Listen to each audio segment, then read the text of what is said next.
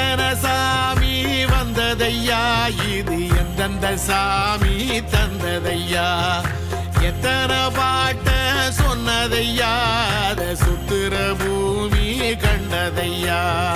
அடிச்சு வீசும் காத்துலையும் அந்த தகப்பனாச சுத்துதையா, பிடிச்சு பூக்கும் விதையிலும் ஒரு வம்சத்து கதையே உள்ளதையா,